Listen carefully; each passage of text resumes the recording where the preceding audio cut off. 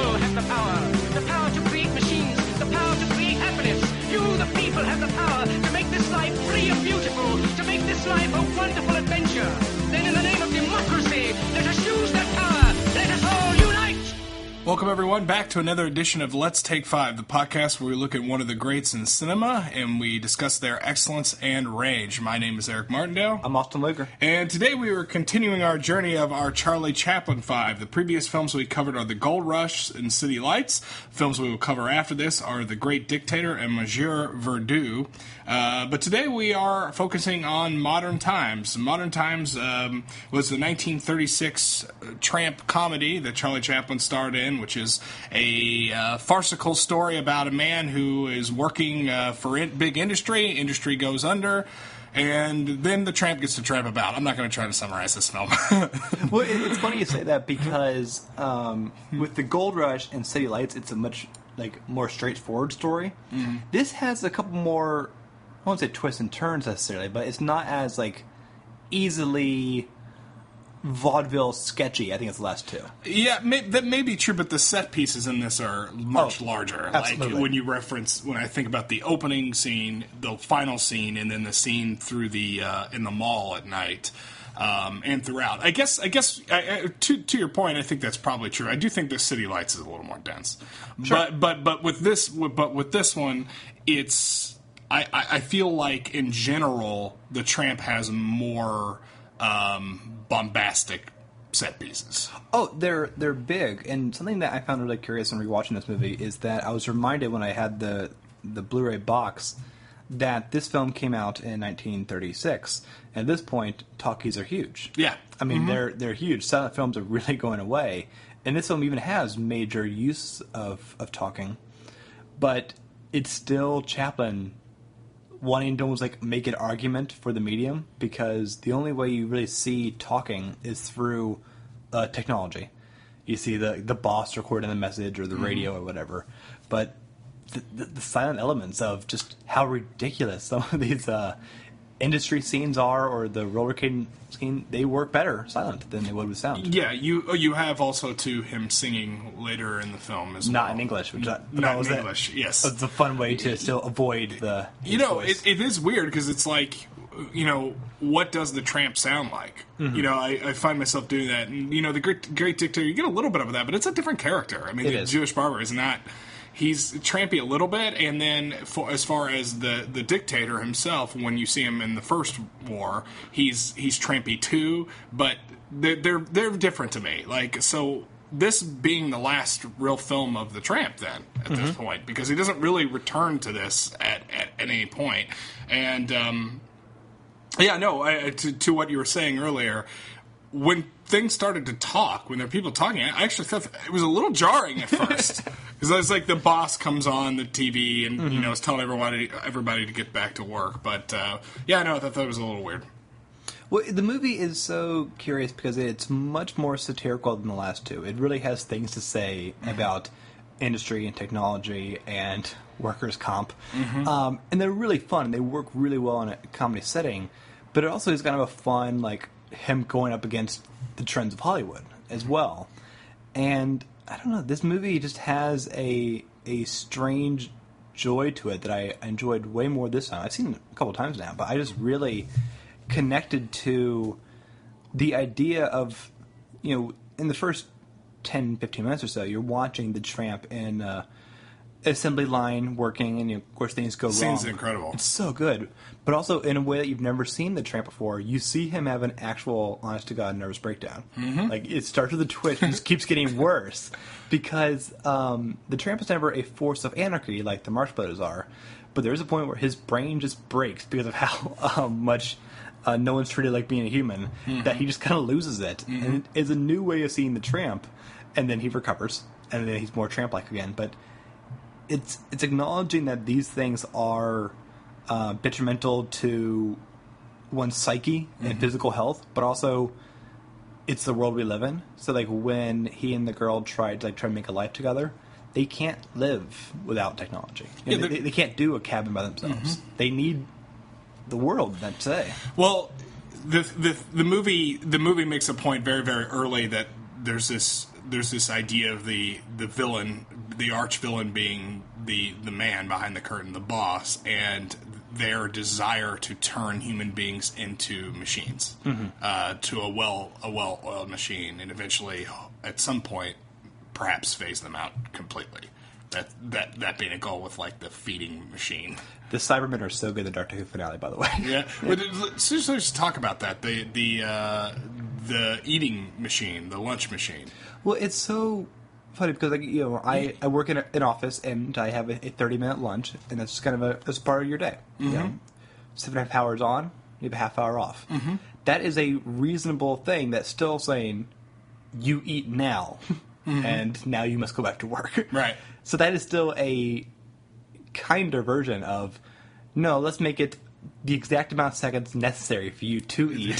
So we're going to have this ridiculously complex contraption that is so, like, it feeds you, but it malfunctions. But I love that clearly, like, in a boardroom setting, someone said, well, they're going to need a napkin. So it always ends with this cloth wiping his face without permission. So if you haven't seen this segment and you were listening to this podcast and you haven't seen this movie, at least look this up on YouTube. This is probably my favorite Tramp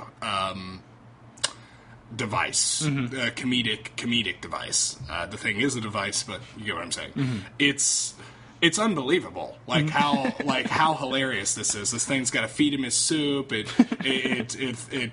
keeps wiping his mouth, dumps the soup on his face, tries to give him pie, keeps feeding him, it keeps malfunctioning, making him eat the corn on the cob. It's hilarious. I mean, from a physical standpoint, I mean, we all know how Charlie Chaplin is an absolute master at mime and physical comedy, but a big part of that. And sort of the getting at the soul of the Tramp is his eyes and his expression.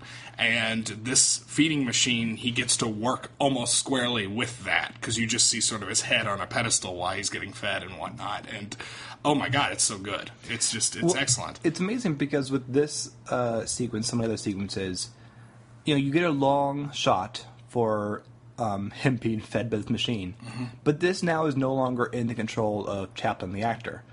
This prop needs to work. Yeah. And it needs to work in the same beats that he wants. Mm-hmm. And it does it so brilliantly. I mean, there's so many, for his final go at a silent film that shouldn't be even happening right now in 1936, you get some of the craziest awesome sets. Like when he's in the middle of his true nervous breakdown and he goes through the big machine and he's kind of goes in a slide through all the gears. Oh, yeah. But his brain is broken, so he just keeps trying to tighten all the screws. That's all he does all day is tighten the screws. Which is incredible. Yeah, it's beautiful and sad and weird. He's seeing screws everywhere he goes, and one really funny one is when a big-breasted woman is walking down the street and she's got buttons right where her breasts are, and you just know he's got to tighten them. It's hilarious. And he gets arrested. And then there's a very funny comedic scene where there's a prison break and he ends up sending all the prisoners back into the cells, which is great.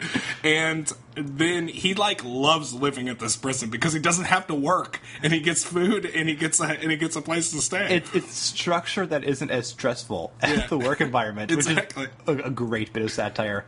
And also, cocaine's great. Yeah, that's right. He ends up doing cocaine on accident, and that's fantastic as well. So there's another subplot. Well, subplot. The plots converge at some point about a woman and her younger siblings or whatnot, and the father, and trying to make ends meet. Obviously, this is like Depression era stuff, and she's out stealing and stuff. And then the father dies. The juvenile police come to round the children up, and they try to round her up as well. And she runs away, and she ends up being sort of this, street rat that runs into Chaplin, and they try to make a life together.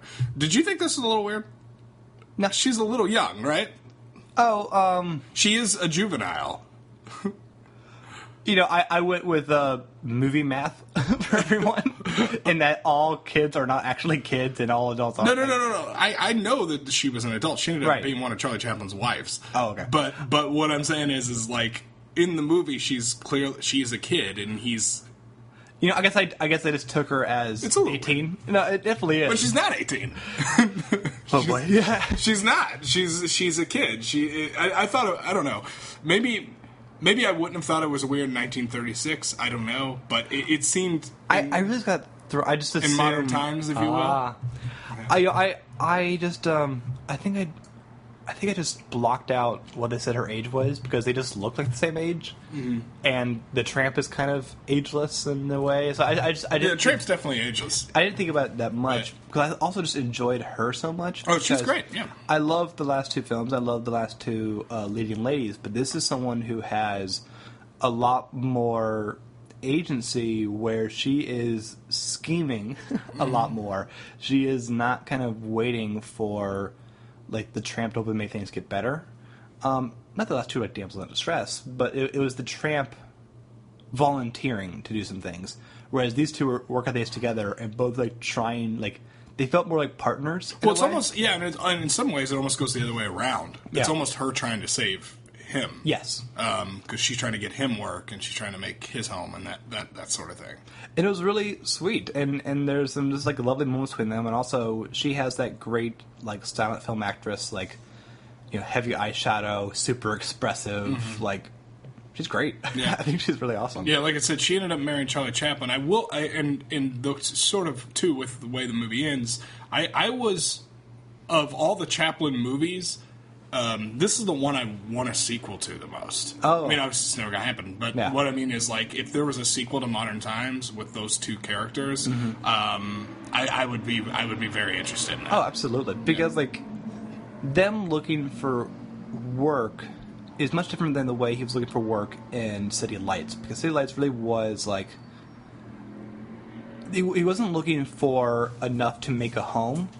It was enough, like, I'm in a state of poverty and I need to get X amount of money. And what I need to do is, dock work, boxing. This is looking for longer term work, for like longer term living. And it just had new avenues for humor. Because I love him being a waiter, because that's the greatest Tramp thing to do. Because the Tramp is actually a rather civil comedy character, but people ordering food are often assholes.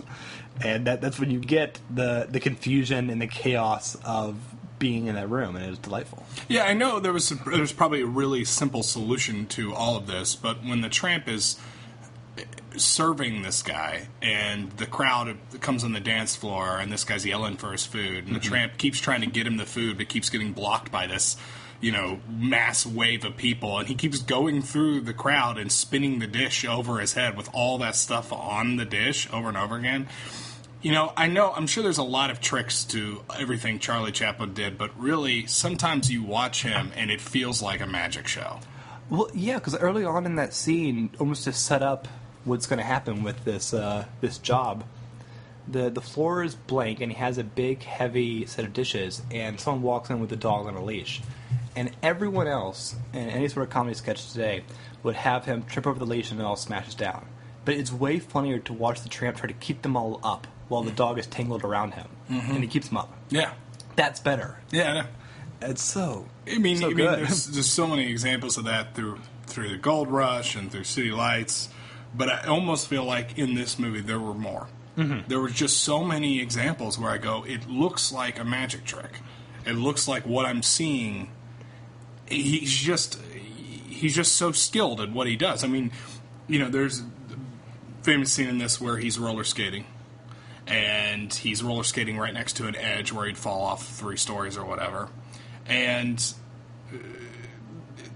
when Chaplin, it's ignoring the fact the edge is there, he's an incredible roller skater. Of course he is. Of course he is. I mean, it's as soon as when he put those roller skates on, and I was watching this with my girlfriend, and he starts skating around, I go, of course he's an incredible roller skater. Of course he is. I mean, it's literally every time he continually finds ways, and I'm sure that he perceived it as a challenge as well, to one-up kind of what he did before. And in this one, he used it more, because this is a much less, like, personal story as, like, something like City Lights,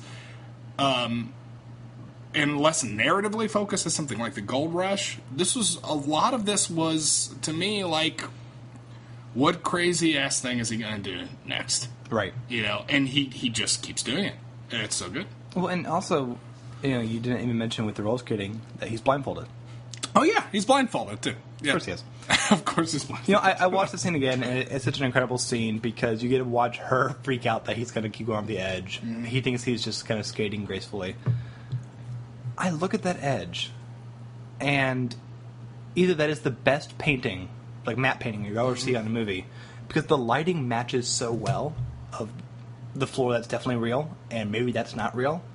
I don't know how this is happening. Yeah, I said sort of the same thing when I was watching it. The same thoughts came through my mind. Like, he's in so much danger that he can't be in that much danger. There has to be something there, because when you look at the way he's skating, again, it's not just that he keeps skating up to an edge and can't face the edge because he doesn't know where it is. He's also blindfolded. Mm-hmm. So he keeps skating right by that edge. And even when he notices the edge, he starts tripping on the skates as one would, like a cartoon. He keeps tap tap tap tap tap trying to stay up, and it's right on the edge. And you're right. I mean, it would have been one of the more incredible facades I've ever seen matte paintings ever, because it looks like an edge. It just does. And I noticed she doesn't get too close to the edge. No, I wouldn't. And so, it's just amazing. And then later from there, you know, the industry starts to come back. And then he's working with this guy. And if you're employed anywhere, you don't want to work with the Tramp. He's not a bad guy, but shit's gonna get broken. It's gonna get broken, and maybe he'll get stuck in a machine. I don't know. That was pretty funny. So he keeps feeding this guy his lunch, and his head keeps poking out at different points in the gears because Chaplin's accidentally thrown him into the machine. Right. That's good too. So much goodness. I mean, you got that scene early on, but before things really go haywire with the feeding machine and the nervous breakdown, him trying to just do his job of, there looks like a Lego piece going on assembly line, tighten the two screws, keep going, nonstop. It is nonstop. So when he gets off of the pattern, it's because he yawned. Yeah. And that one yawn, like covering your mouth, means now one went by. And so now he's like trying to go back to get that one. But once you're one behind, you're all that. And like the next guy has to like hammer in one thing. It's just a very simple looking thing. And I mean, I Love Lucy famously kind of did a riff on this as well, of her kind of assembly line madness. But it just was so funny because I really don't blame the Tramp for the chaos. You can't succeed in that. The only way you can do that right is if you are a robot. Because human nature can't allow for anything. And he's not lazy. He's not vindictive. No, he wants to do a good job. He really wants to, and then loses his mind for that. Mm-hmm. And I think it's I don't know. Like the movie doesn't feel meaner than the last two, but definitely has some critiques for the modern times, 36. But it never loses the sweetness, and I think a lot of that has to do with just how good Chaplin is as the Tramp. It never feels like a cruel world. It just feels like a frustrating one. Well, I think that's kind of like the way, I mean, working that way, sort of the way Dr. Seuss worked, right? Like each Dr. Seuss story has some sort of greater meaning, be it The Grinch, How the Grinch Stole Christmas, The Lorax, whatever. You know, this is a movie about the true meaning, or this is a book about the true meaning of Christmas. This is a book about conservation and whatnot. And they're all like that, but they're under the guise of like a children's story. That's kind of the same thing that's happening here. I mean, this is definitely an indictment on the workers, the exploitation of the workers' dependence, particularly in a post-Depression, but not completely out of the Depression era. I mean, this is 36, so it's still going at this point. So, and, you know, he never really, as you'll see, as we'll talk about, like, in Verdoux, he doesn't really shake that. He has a lot of opinions on the Depression. a lot. He definitely does. And, you know, I need to learn more about him. I don't know if it is guilt-ridden, you know, to be rich in a land where everyone's poor all of a sudden. But there's something still very, I don't know, I never watched the film thinking that, like, he could achieve or I could achieve in this world. But, like, you can get by a little bit, and that there's still fun in the absurdity, and that I think is really important. I think still to see like in the cinemas of this time. Well, yeah, that's what I was about to say. I mean, if you imagine going to the movie to see this at a time and being one of these workers that is busting your ass every single day to do this, or someone who's out of work. I mean, yeah, I mean that's like the goal of a comedian right there, right? Is to point out something going on in society and just rip it to shreds in a comedic way. I mean, you're laughing. You'd have to laugh because if you weren't laughing, you cry. Yeah. Well, and there's some nice modern examples. I mean, the original UK version of The Office so brilliantly depicts the drone-like, like, awful blandness of what it is to be in a cubicle job. And that it's weird that you'd want to watch that for a whole series because no one wants to go home and watch that, and yet it is so funny in such a relatable way. Partly because you're like, okay, at least my office isn't that bad, but it is still... It's knowing the world and knowing where the real humor is. The American Office is a fun show, but it did become a much more heightened show. Real life offices don't have a themed party every week. No. So having that kind of relatability, and like we don't see a lot of... I mean, that's one of the biggest criticisms of sitcoms today, is we still don't have a lot of middle-class sitcoms. And that representation is nice because it's there are things to mock in these kind of jobs. I don't know. And Chaplin, it's crazy that he was so rich and did this so well. Right? Well, yeah. I mean, he ended up getting like blackballed for being a socialist and whatnot. But he didn't go work in a factory. No, he didn't. And well, and that came later too. So yeah, I mean, Chaplin was one of the richest people alive, and all his movies at this point were still successes. Mm-hmm. They're right about to very quickly not be. Right. I mean, modern times, and I may be wrong about this, but I think this was his last commercial, like, success. Yeah. And it was still a gamble, because, you know, silent films from this era. Right. But the Tramp character was that popular that you would go... He could transcend it. Right. Man. What did you think about the singing sequence? The singing sequence? Yeah, I thought it was excellent. I mean, he has to sing... and he's forgotten the words because he's the tramp. Yeah. And so he has to make up the words, and he sings a fake Italian. It wasn't so, real yeah. Italian. I don't think so, yeah. Yeah, it couldn't have been. But he uses his physical comedy, and he uses these words to tell a story. Mm-hmm. And you can tell the story he's telling, even though the words are absolute gibberish. Right. And, yeah, I mean, of course, he does it brilliantly. It's hilarious. I mean, I think that scene's kind of like his dancing dinner roll scene from Gold Rush. That's this version in this movie. It was so funny because, I mean, of course, in a Tramp-like comedy, you'll have the boss the last second say, no, you got to sing this song, and you have 30 seconds to go out there. But, like, that's what happens at Applebee's, right? you hired to be a waiter and go, oh, but there's a birthday. You do need to lead it. Have birthday in this. Like, it's still... That. Oh, everyone hates it. Everyone hates it. What's with that? I don't know. But it is that idea of, like, all he wants to do is do a good job and deliver the food. But, of course, it means you have to get past a crowd, a dog, and also sing in Italian. No, I had a job once where, as I had the job, more responsibilities kept getting added. Yeah. And by the end of it, I was thinking, I didn't want this job. Like, this is not what I applied to be. Yeah, this is not what was on the, exactly. This is not on the job description. I never asked to be doing any of this. Right. You know what I mean? But you can't say no. But you can't say no because your boss said to do it, and you need a job. Yeah. So like, and you know, maybe I should have Amazon Primed him a copy of Modern Times.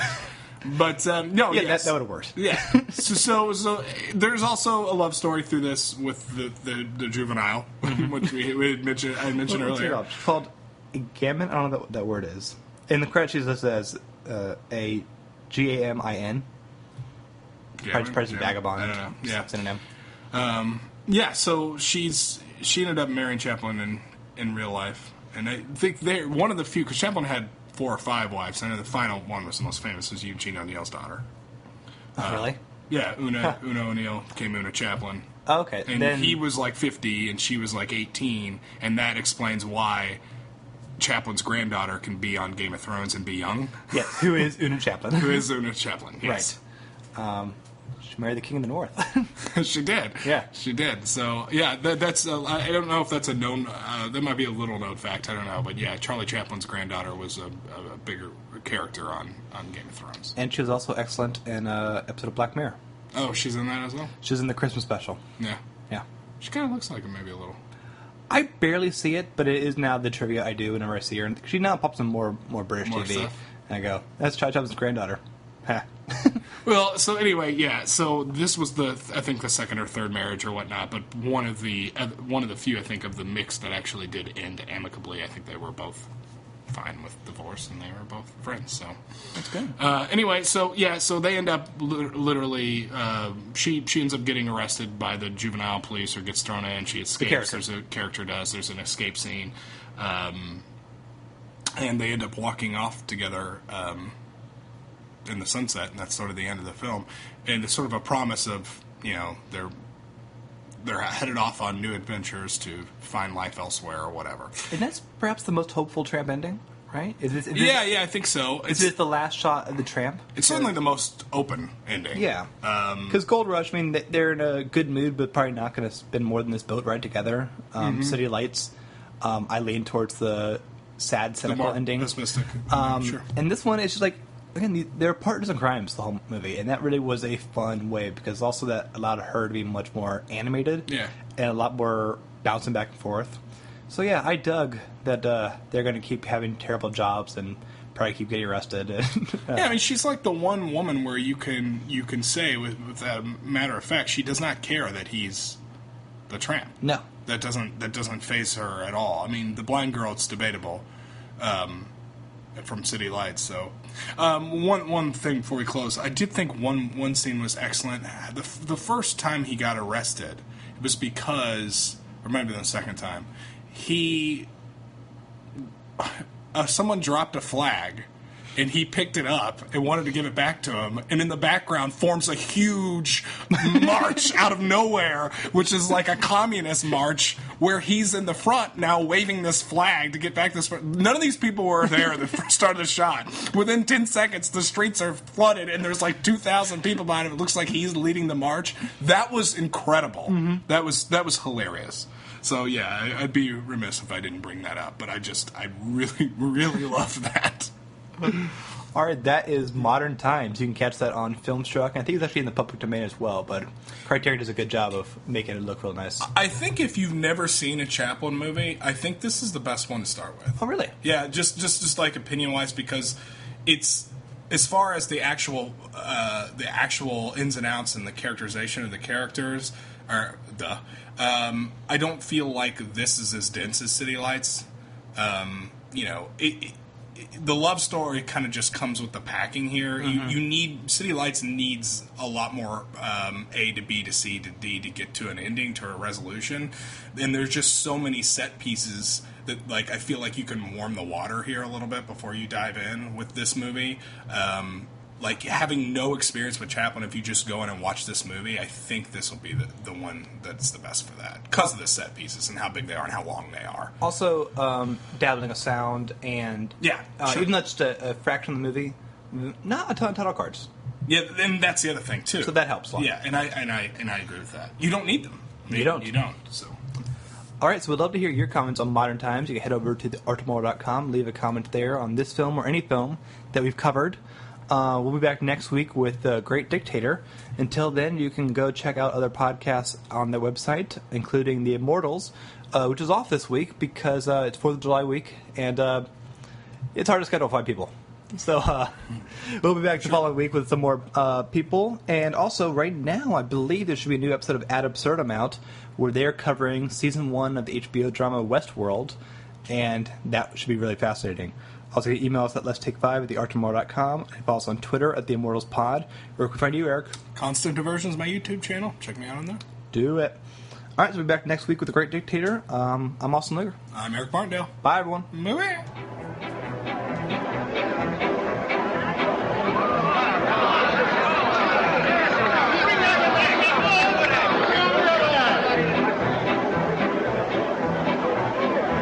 Cette belle du sedore, je notre soccofore, je notre citavore, je la tula tilatoire.